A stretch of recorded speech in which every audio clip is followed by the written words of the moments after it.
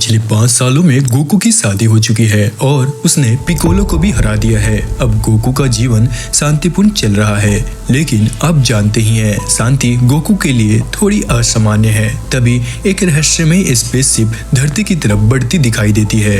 गांव में एक किसान अपने रोजमर्रा के काम में व्यस्त है जब अचानक एक स्पेसशिप धरती पर आ गिरती है।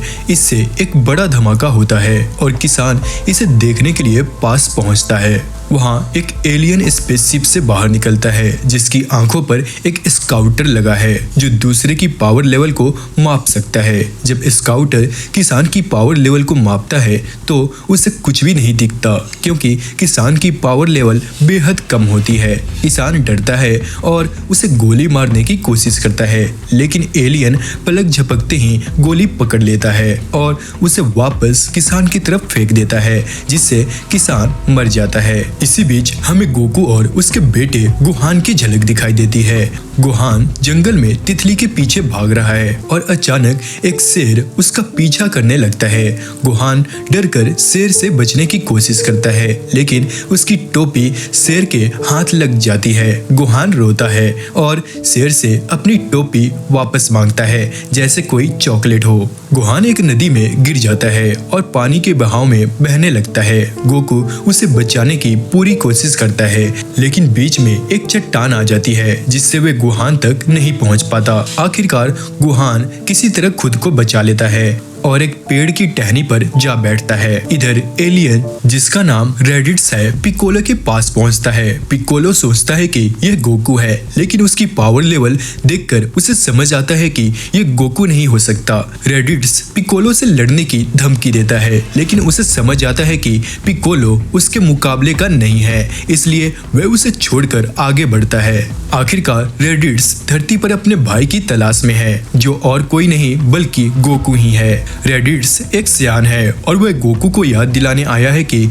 उसका असली उद्देश्य धरती को तबाह करना था। तभी हमें मास्टर रोसी को दिखाया जाता है जो हमेशा अपनी मस्ती में रहते हैं। बुल्मा को देखकर कहते हैं, अरे वाह बुल्मा, आजकल तो तुम बहुत ही ज्यादा खूबसूरत लग रही हो। बुल्मा भी जवाब देती है, अरे आप भी बस ऐसे ही बोलते रहते हैं। इसी बीच क्रिलीन पूछता है, गोकू आएगा कि नहीं?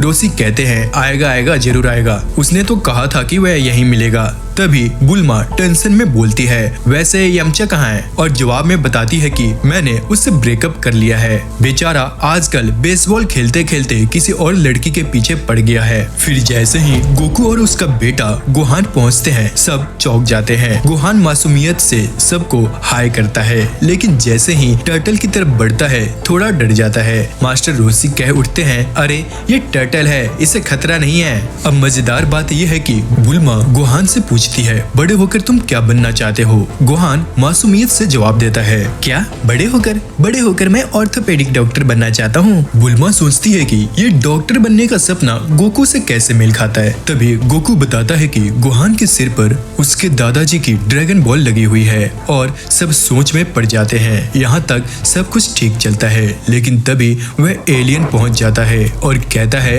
काकरोट आखिरकार तुम मिल ही गए। गोकू भी कंफ्यूज होकर पूछता है, कौन हो भाई और क्या बोल रहे हो? एलियन कहता है, तुम्हें इस प्लेनेट को तबाह करना था और तुम यहाँ मस्ती कर रहे हो। क्या तुम्हें बचपन में सिर पे चोट लगी थी? गोकू भी कंफ्यूज होकर पूछता है और फिर जैसे ही एलियन क्रिलीन को एक लात मारकर दूर फेंकता है सबको समझ में आता है कि ये मस्त एलियन असल में गोकू का बड़ा भाई रेडिट्स है। गोकू को समझ आता है कि वह असल में एक साइंस वॉरियर है और उसका काम इस प्लेनेट को खत्म करना था, लेकिन वो भूल गया। रेडिट्स गुस्से में आकर कहता है, भाई तुम अपनी याददाश्त भूल सकते हो लेकिन मैं नहीं। अब या तो मेरे साथ चलो या मैं तुम्हारे बेटे को उठा के ले जाऊंगा। फिर गोकू कहता है, मैं तुम्हारे साथ नहीं जाऊंगा। और फिर जैसे ही रेडिट्स गोकू को मारता है गुहान डर जाता है। रेडिट्स गुहान को उठाकर चला जाता है और गोकू जमीन पर तड़पता रह जाता है। गोकू छटपटाते हुए कहता है, हाँ समझ गया, लेकिन रेडिट्स को चैन कहाँ? वो धमकी देते हुए कहता है, अगर तुमने मेरी बात नहीं मानी तो मैं तुम्हारे बेटे को इतनी दूर ले जाऊंगा कि तुम उसे कभी भी नहीं ढूंढ पाओगे। और इसी बीच गुहान रो रो कर परेशान हो जाता है और क्रिलीन कहता है, तू एक सच्चा योद्धा है, फिर भी एक छोटे बच्चे के पीछे छिप रहा है। मास्टर रोसी भी नाराज होकर कहते हैं, ये सही नहीं है रेडिट्स, गोकू किसी को भी हरा सकता है। रेडिट्स कहता है चुप रहो तुम सब, गोकू भी एक सियान है जैसे मैं हूँ। जल्दी ही सबको पता चल जाएगा कि उसमें कितनी पावर है और जब हम अपने प्लेनेट को फिर से पालेंगे तो इस धरती का नामो निशान मिटा देंगे। गोकू बेबस होकर रेडिट्स के सामने गिर पड़ता है। प्लीज गोहान को छोड़ दो।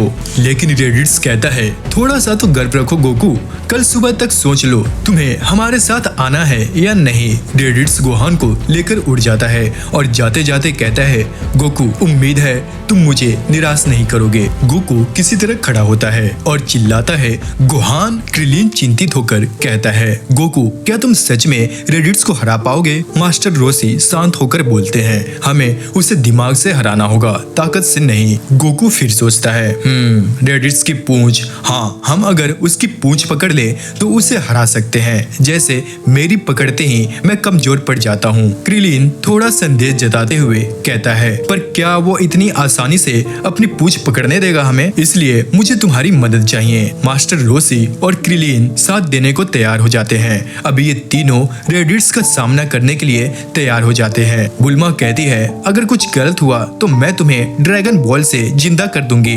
लेकिन गोकू कहता है ड्रैगन बॉल से एक ही बार जिंदा किया जा सकता है, अगर इस बार मैं मारा गया तो फिर कोई उम्मीद नहीं। क्रिलीन थोड़ा डरते हुए कहता है मुझे गर्लफ्रेंड भी नहीं मिली और ये सुसाइड मिशन पर जाना पड़ा। बुल्मा ने एक आइडिया दिया, हम ड्रैगन्स बॉल को इकट्ठा कर सकते हैं और ड्रैगन से इस धरती को बचाने की विश मांग सकते हैं। गोकू ने हिम्मत जुटाते हुए कहा नहीं मुझे जल्दी जाना होगा। रेडिट्स को उम्मीद भी नहीं होगी कि मैं इतनी जल्दी आऊंगा। बुल्मा ने रेडार से अटैक किया और पता चला कि गोहान के कैप के ऊपर लगी ड्रैगन बॉल रेडिट्स के पास है। अब गोकू तैयार हो गया। इसी बीच पिक्कोलो एंट्री मारता है, अगर हम दोनों साथ मिलकर लड़ेंगे तो रेडिट्स को हरा सकते हैं। गोकू को शक था तुम्हारे ऊपर भरोसा मैं कैसे करूं? तभी पिक्कोलो जवाब देता है मुझे फर्क नहीं पड़ता, गोहान किडनैप हुआ है लेकिन ये धरती मेरी है और मैं इसे किसी और के हाथों में नहीं जाने दूंगा। गोकू मान जाता है ठीक है, लेकिन बाद में अगर तुमने दगाबाजी की तो मैं तुम्हें नहीं छोड़ूंगा। अब दोनों मिलकर रेडिट्स को चुनौती देने निकल पड़ते हैं। इधर चीची इस बात से बेखबर है कि उसका बेटा किडनैप हो गया है, इसे साइंटिस्ट बनाने के ख्वाब में खोई हुई है। रेडिट्स अपने स्पेसशिप के पास पहुंचता है और गोहान को अंदर बंद कर देता है। तभी उसे पता चलता है कि गोकू और पिक्कोलो तेजी से उसकी तरफ बढ़ रहे हैं। रेडिट्स हंसते हुए कहता है तुम दोनों की पावर इतनी नहीं कि मुझे हरा सको। लेकिन पिक्कोलो ने अपनी पगड़ी और कैप उतारकर फेंक देता है जिससे उसकी पावर लेवल बढ़ जाती है। गोकू ने भी अपने ऊपर का वजनदार कपड़ा उतार देता है। अब दोनों तैयार हो जाते हैं रेडिट्स से भिड़ने के लिए। रेडिट्स कहता है आओ मरने के लिए तैयार हो जाओ। गोकू और पिक्कोलो उस पर हमला करते हैं लेकिन रेडिट्स उन्हें दूर फेंक देता है। रेडिट्स कहता है तुम दोनों से तो मैं बस वार्म अप कर रहा था, असली लड़ाई तो अब शुरू होगी। ये सुनकर गोकू और पिक्कोलो दोनों के चेहरे ऐसे हो जाते हैं जैसे किसी ने उनके सामने उबली हुई लौकी रख दी हो। रेडिट्स कहता है तुम दोनों मिलकर भी मुझे नहीं हरा सकते, क्यों ना एक गेम खेला जाए। गोकू सोचता है अरे ये तो गेम खेलने की बात कर रहा है, लगता है आज हमारा मरना तय है। लेकिन फिर भी पिक्कोलो कहता है ठीक है हम तैयार हैं। फिर रेडिट्स बड़े मजे से कहता है तुम मुझे हराने की कोशिश करो, अगर हार गए तो कोई भी भीख नहीं मांग पाएगा अपनी जान की। पिक्कोलो को गुस्सा आने लगता है और कहता है चलो कोई बात नहीं, मरने के लिए तैयार हूँ। गोकू अपनी धौंस जमाते हुए कहता है इतना कॉन्फिडेंस मत दिखा, हमने तुझे अभी नहीं मारा है। रेडिट्स भी कहता है भाई मैं सियान हूँ, मुझे कोई नहीं हरा सकता। पिक्कोलो और गोकू फिर से टीम बनाकर रेडिट्स पर हमला करने की कोशिश करते हैं लेकिन रेडिट्स ऐसे बचता है जैसे मक्खी को हाथ से मारने की कोशिश कर रहे हो। इसी बीच गोकू चिल्लाता है गोहान कहाँ है? रेडिट्स कहता है अरे बेवकूफ, गोहान मेरे स्पेसशिप में है जो कि तुम्हारे पीछे है। गोकू देखता है कि गोहान जोर जोर से रो रहा है और चिल्ला रहा है डैडी मुझे बचाओ। तभी पिक्कोलो और गोकू गोकू फिर से रेडिट्स पर टूट पड़ते हैं, लेकिन रेडिट्स दोनों को ऐसे उछालता है जैसे वो किसी ट्रैम्पोलिन पर कूद रहे हो।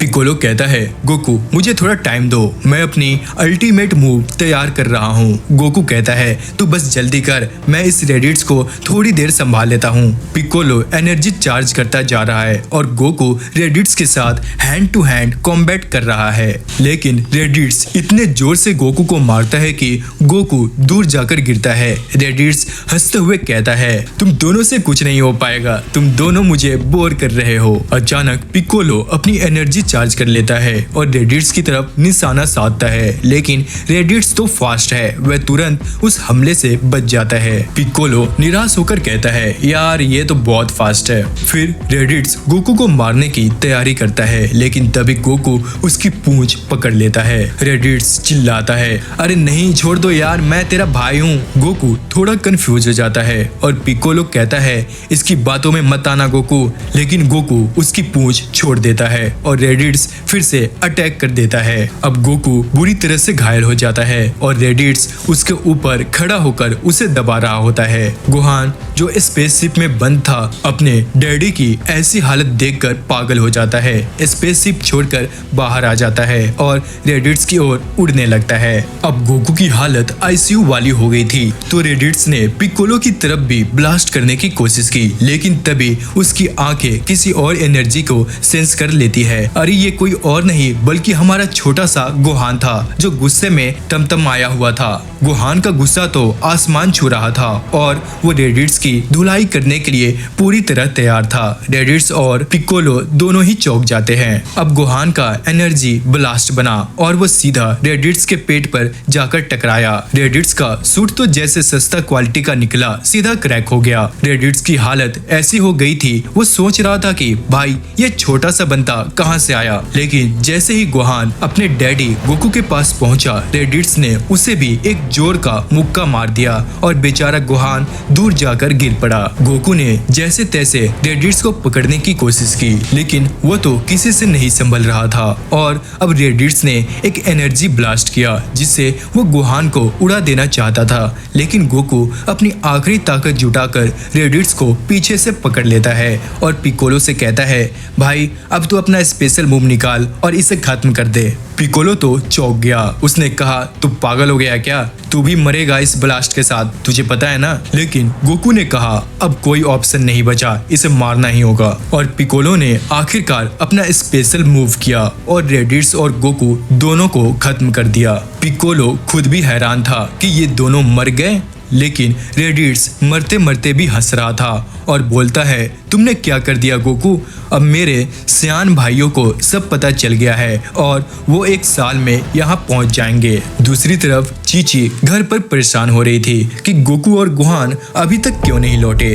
तभी उसे ऑक्स किंग आता हुआ दिखाई देता है और वो भी गोहान के लिए गिफ्ट्स लेकर आया था। इधर मास्टर रोसे, क्रिलीन और बाकी सब भी घटना स्थल पर पहुंच चुके हैं। पिकोलो ने उन्हें बताया कि गोकू अब इस दुनिया में नहीं रहा और तभी हमें सुदूर गैलेक्सी में 2 और सियान दिखाई देते हैं जो रेडिट्स की हार पर हंस रहे होते हैं। उनमें से एक कहता है, चलो अब हम ड्रैगन बॉल इकट्ठा करेंगे और अमर हो जाएंगे, और दोनों हंसते हुए अपने स्पेसशिप में बैठ जाते हैं। अब जब गोकू की बॉडी गायब हो जाती है तो सब चौंक जाते हैं। पिकोलो समझ जाता है कि कामी ने गोकू को अपने पास बुला लिया है ताकि वो उसे ट्रेन कर सके। अब शुरुआत ड्रैगन बॉल जी से होती है, जहाँ पिकोलो गोहान को ट्रेनिंग के लिए ले जा रहा है क्योंकि उसके पास सिर्फ 1 साल है। वहीं क्रेन ने एक ड्रैगन बॉल उठा लिया है और जल्दी से जल्दी ड्रैगन बॉल्स इकट्ठा करने की सोच रहा है ताकि गोकू को जिंदा किया जा सके। बुल्मा कहती है कि वह गोहान को पिकोलो के हवाले नहीं कर सकती, लेकिन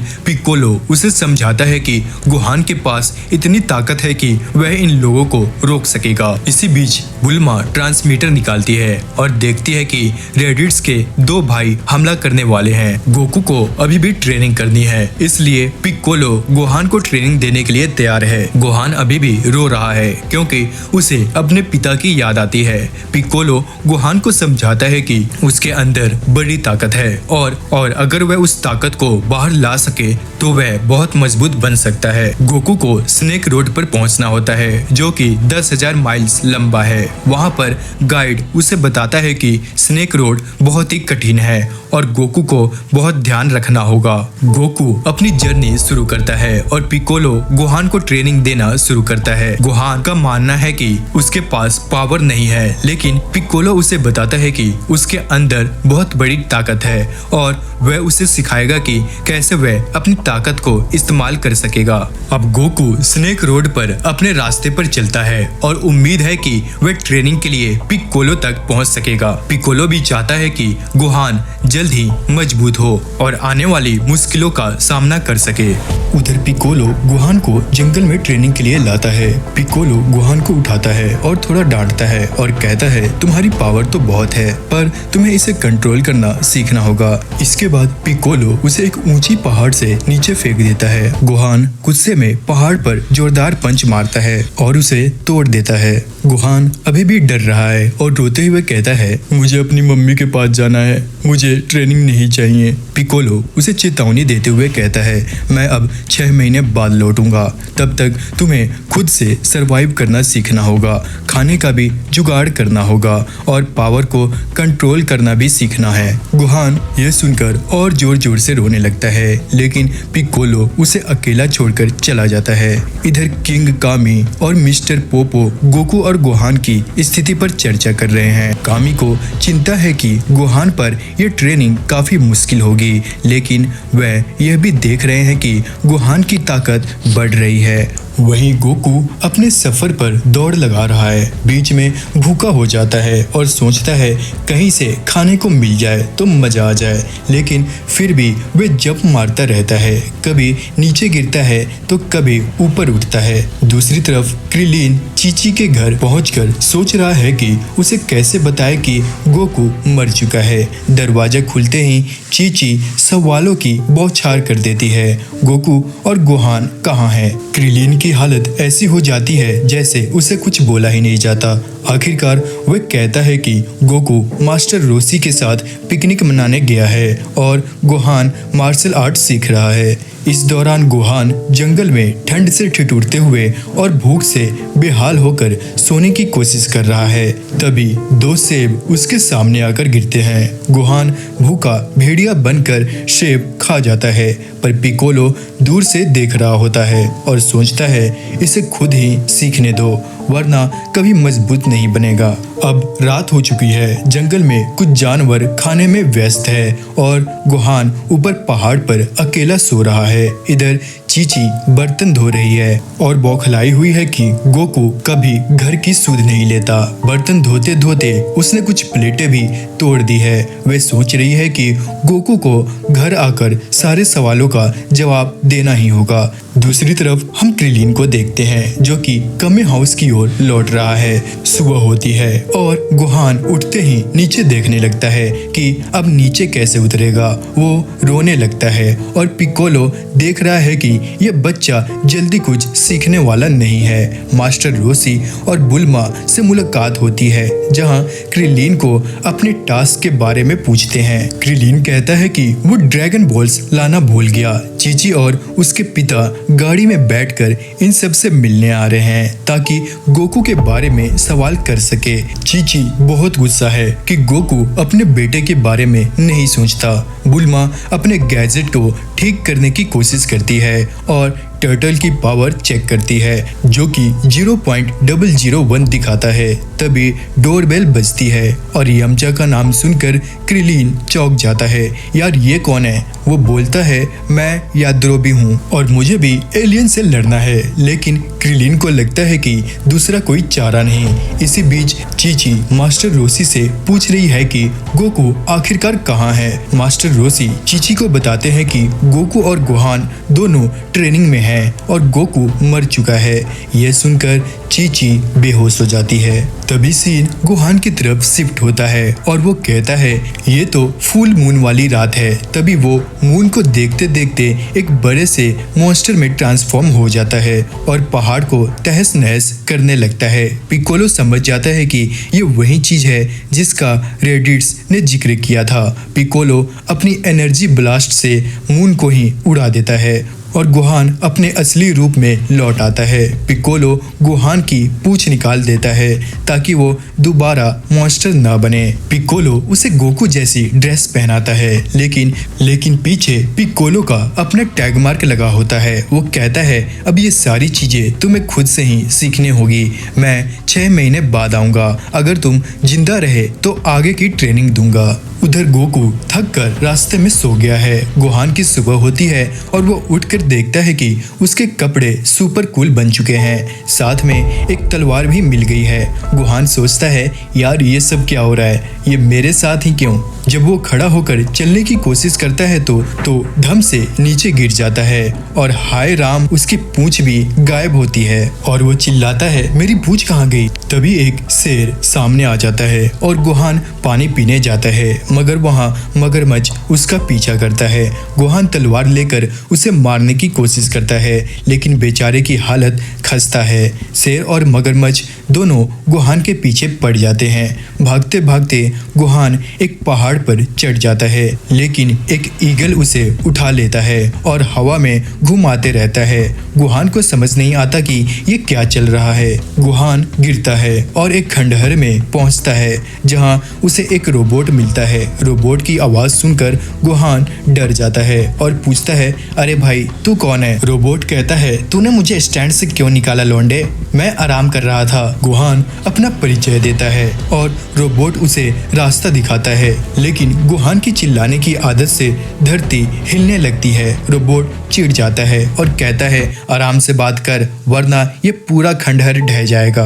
गोहान भूखा होता है और वो रोबोट से कहता है। रोबोट मजाक में कहता है भाई मेरे पास स्कॉर्पियो सैंडविच है, खाएगा। गोहान को मजाक समझ नहीं आता और रोबोट से खाना बनाने के लिए कहता है। रोबोट मना कर देता है और कहता है खाना है तो खुद इंतजाम कर और मुझे स्टैंड बाय मोड पर डाल दे। गोहान को बाहर निकलने का रास्ता नहीं मिलता और रोबोट भी उसकी मदद नहीं कर पाता क्योंकि उसकी बैटरी खत्म होने वाली है। लेकिन गोहान हार मानने वालों में से नहीं है। वो रोबोट के पैर फंसे होने पर मदद करने की कोशिश करता है लेकिन खंडहर और ज्यादा गिरने लगता है। आखिरकार रोबोट गोहान को उठाकर खंडहर से बाहर निकाल देता है। गोहान बाहर गिरकर रोने लगता है लेकिन रोबोट खुद को बलिदान कर देता है। गोहान रोते हुए कहता है जैसे तुमने मेरी मदद की वैसे मैं भी तुम्हारी मदद करना चाहता हूँ। गोहान को अब समझ में आ गया है कि उसे खुद को मजबूत बनाना होगा